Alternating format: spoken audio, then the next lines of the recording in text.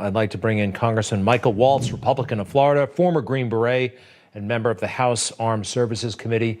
And there he is in Afghanistan. Sir, as you know, 11 Marines, 1 sailor, and many hundreds potentially injured.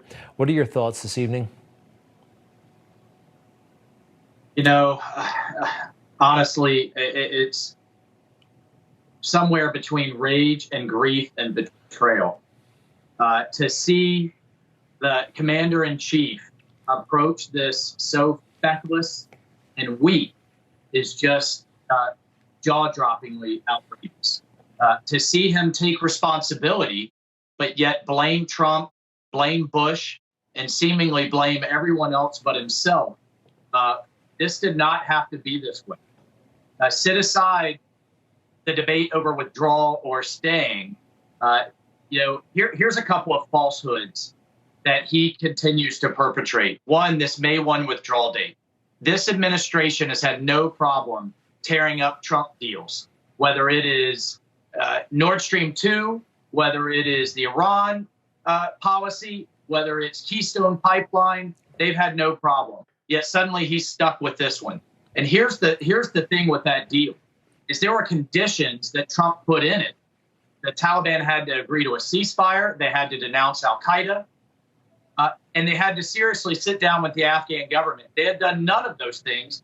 That's why President Trump left a small force to do counterterrorism and to back the Afghans.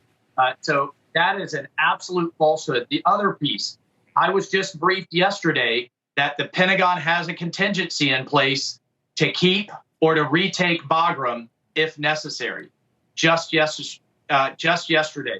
That is a major air base, easily defendable, multiple airfields, and not sitting in the middle of a 4 million person city like Kabul International is, that cannot be defended. And finally, Biden is not authorizing our special operators to go get Americans in Kabul and to go get Americans outside of Kabul. So he's presented this no-win situation. Either we stay and continue to get hit in an indefensible position in Kabul International, or we go and we leave thousands of Americans behind and present a mass hostage situation, the likes of 1979. It is outrageous and it's incompetent. So a couple things. I'm hearing that we're down to less than 1,000 Americans in Afghanistan. Does that jibe with what you've heard? And let me also throw this in.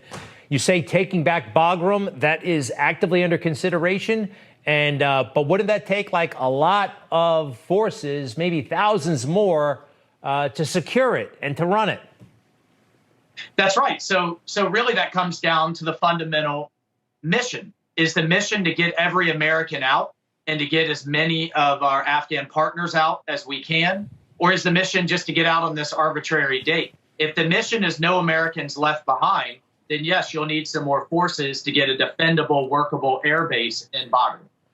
And then, look, the other piece is we're not going to proactively get them. In terms of the numbers, the White House is doing this dance of, well, there are a number of them, perhaps thousands, that don't want to leave. Let me tell you what's really going on there is that they have extended family, and the Taliban will hunt down your family if they can't get to you.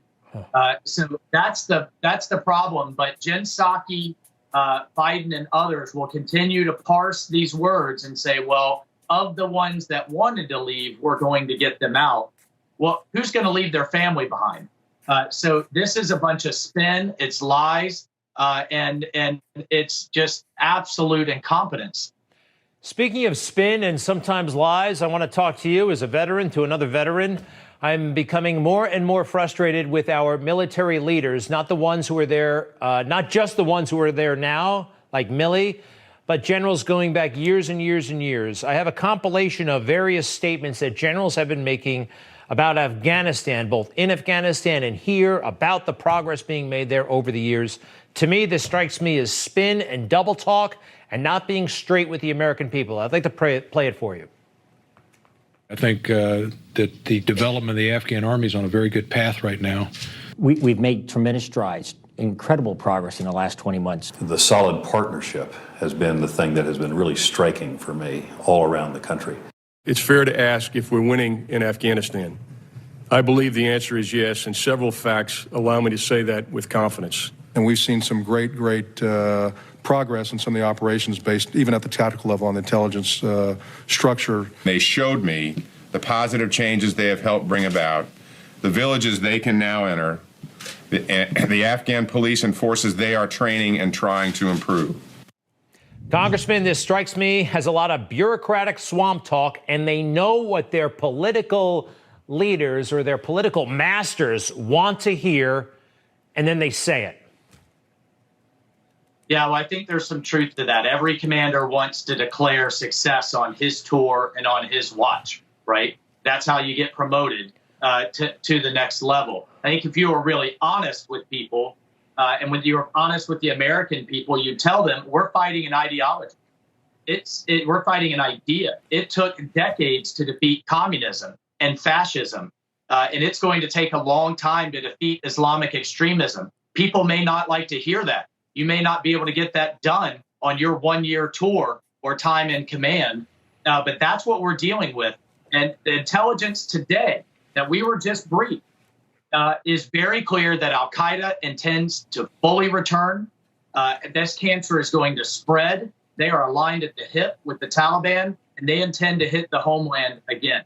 So what options do we have now? We're in a worse place than we were September 10th, 2001, because now we gave away our bases, our allies are being hunted down, and we have a terrorist army armed with billions of dollars of American equipment. It's outrageous. It's an incompetent, and future American soldiers are going to have to go back to deal with it, and their blood will be on every one of these leaders' hands. There they are, getting out of jail, all those fighters, some of them former Gitmo detainees. Well, Congressman Waltz, I am very pleased that you are on the House Armed Services Committee and that a person of your caliber is in Congress. Many, many thanks, sir. We'll keep up the fight.